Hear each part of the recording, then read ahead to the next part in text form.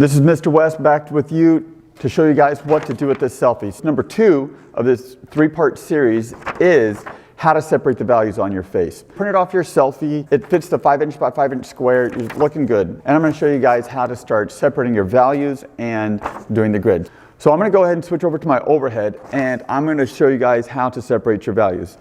Meaning, when I say separate your values, that means you're going to begin to look for your whites, your light grays, your medium grays, your dark grays, and your blacks. And you actually have to start drawing lines around the different values. Now, this is going to be kind of tricky. When I say kind of tricky, that means some areas you're going to be like, I don't see a clear and distinct line. That means you're just going to have to use your imagination and just create one. And that's totally okay. So this is where the artistic process comes into play, because I can tell you right off the bat, my final is not going to look exactly like this. If you want to take a photocopy of it, just take a picture of yourself and there you have it. I'm going to briefly go into how the artistic process works. So you have an idea, and as you begin to work through the process, in this case it's micrography, just the nature of the process of what you're doing will alter the image to cater towards the process. What you expect to make versus what you actually make is sometimes significantly different. And you just have to be okay with that. You just have to be okay with that. You can make a plan and change the plan as things move along, and that's totally acceptable. So through this artistic process of creating a self-portrait, it's not necessarily making something perfect. It's more about learning to adapt and change through the process. So I'm not going to go on more about that. I will show you guys how to take your face and start separating out the values. I'm going to go ahead and switch over to my overhead camera, and we're going to go ahead and get this done. I'm using a pen. So you can either use a blue pen or a green pen. I like to use a pen because if I use a pencil, I'm going to start losing my lines in the black and white of my face. So whenever you're looking at your face, whenever you're looking at it, I don't want you to see your face. I want you to see it as a series of shapes. When I say a series of shapes, I mean right off the bat, I see this shape right here. So I'm going to go ahead and draw a line around this shape.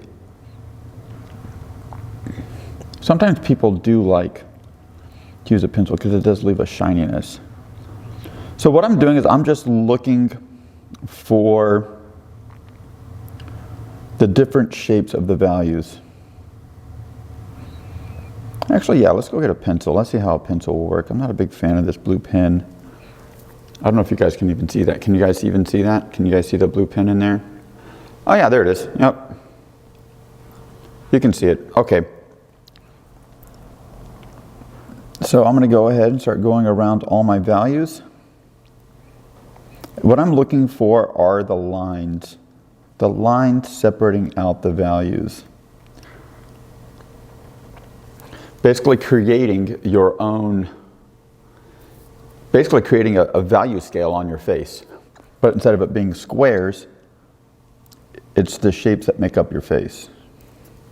Like that. Now, because my piece is